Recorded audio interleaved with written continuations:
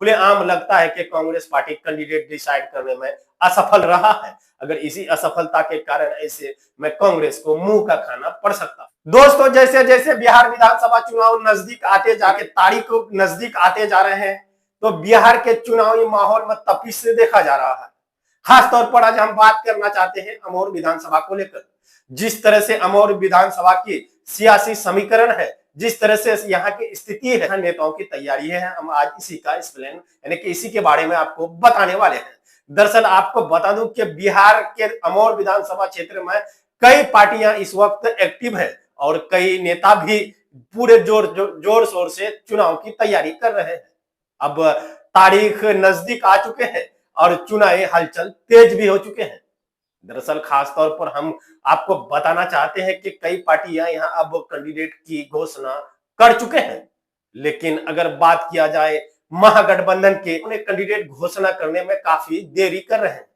इससे खास तौर पर इलाका यानी कि अमौर विधानसभा की क्षेत्र के जनताओं में भ्रम फैलते जा रहे हैं। आखिर क्या सच्चाई है, किनको टिकट मिलना है और कौन लड़ेंगे महागठबंधन से? अमौर विधानसभा का चुनाव अभी तक फाइनल हो नहीं पा रहे हैं।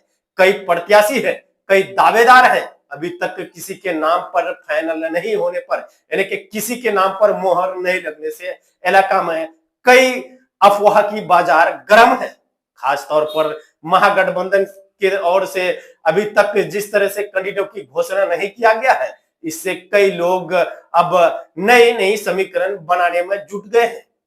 यहाँ पहले से ही कई पार्टियां यानी कि कई गठबंधन, कई धारा जो है वो अपने टिकट फाइनल कर चुका है। खासतौर पर अगर देखा जाए तो यहाँ जन स्वराज की ओर से भी टिकट फाइनल कर दिया गया है और एआईएमआईएम की तरफ से अभी तक बताया जा रहा है कि एआईएमआईएम के प्रदेश अध्यक्ष अख्तरुल ईमान जी अमौर से चुनाव लड़ने वाले हैं और अदर पार्टी भी अपने कैंडिडेट के बारे में लगातार लोगों को जानकारी दे रहे हैं। लेकिन खासतौर पर यहाँ अगर पेच फंसा है तो वो महागठबंधन और खास तौर पर यहाँ के कांग्रेस कैंडिडेट के बारे में।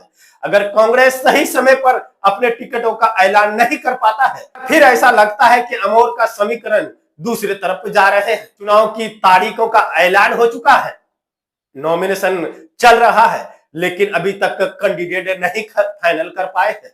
इस तरह से जो कैंडिडेट चुनाव लड़ने के लिए तैयार होंगे या जिसे टिकट दिया जाएगा, वो क्षेत्र में क्या मैसेज देंगे और कांग्रेस के लिए खासतौर पर इलाका में क्या मैसेज जा रहा होगा। हालांकि आपको बता दूं कि कई पार्टियां नॉमिनेशन भी कर चुके हैं, कई कैंडिडेट अमौर में नॉमिनेशन भी कर चुके हैं, लेकिन अमौर विधानसभा में अगर सबसे ज्यादा पेच फंसा हुआ है तो वो महागठबंधन की कैंडिडेट में है।